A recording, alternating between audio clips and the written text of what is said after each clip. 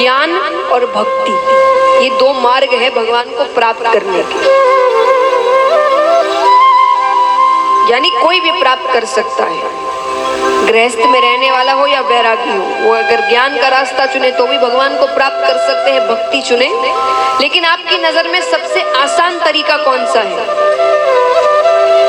भक्ति। ये हमें लगता है, पर वो आसान इतना है नहीं। भक्ति का अर्थ सिर्फ ये नहीं होता कि हम भजन कीर्तन में जा रहे हैं या कथाएं सुन रहे हैं।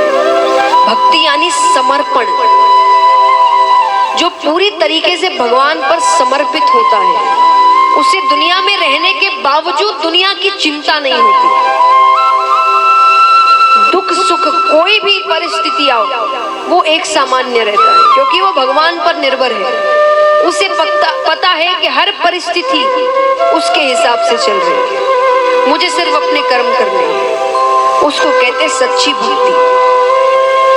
लेकिन फिर भी हम भक्ति को सरल मानते हैं, क्यों? क्योंकि इसके पीछे कारण है।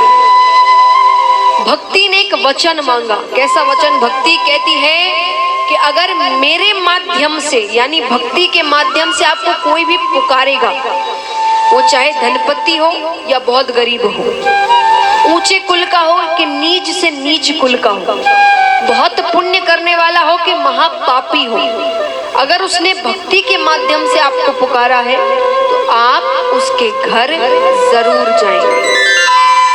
तब भगवान ने वचन दिया था कि मुझे कोई भी अगर भक्ति के माध्यम से पुकारेगा तो मैं जरूर जाऊंगा। तो भक्ति को इसलिए इतना महत्वपूर्ण माना गया है क्योंकि गारंटी कार्ड है, वचन दिया है, आना ही पड़ेगा। तो भक्ति में ऐसा है कि भगवान आएंगे ही आएंगे, पक्की बात है ये, वो आए बिना नहीं रह सकते। उन्होंने खुद ने वचन दिया है, इसलिए इतना महत्वपूर्ण माना गया है भक्ति को। सूत जी कहते हैं कि तुंगभद्रा नदी के तट पर आत्मदेव नामक एक ब्राह्मण रहते थे, बहुत धनवान। एक ही दुख था उनके जीवन में कि उन्हें कोई संतान नहीं थी। भगवान की बहुत भक्ति करते थे, पूजा पाठ यज्ञ आदि सब करवा कर देख लिया, हर तरीके से कोशिशें करी गई, पर संतान नहीं हो रही। उनकी पत्नी को फर्क नहीं पड़ता था। उनकी पत्नी का नाम था धुंधली। अब यहाँ पर जितने गुण आत्मदेव में थे उतने अवगुण धुंधली में थे। जब तक सुबह उठने के बाद एक दो घर में कले ना करवा दे, वो भोजन नहीं करती थी। जब तक एक दो घर में झगड़े ना हो जाए, वो भोजन नहीं करती थी। अब आत्मदेव इस पर भी प्रसन्न थे, उन्हें उससे लेना देना नहीं था। वो भगवान से कहते कि ऐसी पत्नी दी है तो आप में लगा हुआ हूं, तो वो बड़े प्रसन्न थे। अच्छी दी होती तो उसी के पीछे लगा रहता, ऐसी दी है तो आपकी पूजा पाठ कर रहा हूं, बस मुझे एक संतान चाहिए। बहुत कोशिशें की, पर जब कुछ नहीं होता है तब वो एक गौ माता घर पर लेकर आते हैं। ये सोचा कि उसे जो बछड़ा बछड़ी होगी उसे अपनी संतान मानकर पाल लूंगा, पर ऐसा दुर्भाग्य, वो गौ माता भी बांझ निकली। अब उसे लगने लगा कि मुझ में कोई कमी है, यानी मैं मनहूस हूं, मैं जिसके साथ रहता हूं उसे संतान का सुख नहीं मिलता। विचार आया, इस जीवन को ही त्याग देते हैं, आत्महत्या करने जाते हैं। पानी में कूदने ही वाले हैं कि पीछे से एक ऋषि पकड़ते हैं। अरे क्या कर रहे हो? इतनी मुश्किल से ये जन्म मिला है, मनुष्य जन्म मिला है, इसे ऐसे ही छोड़ दोगे? वो रोने लग जाता है। वो कहता है आप नहीं समझेंगे, अरे मुझे संतान नहीं है, संतान के बिना जीवन नहीं है। ऋषि ने कहा संतानें ही पैदा करनी थी, अपना ही पेट भरना था तो पशु ही बन जाते, क्यों मनुष्य बने?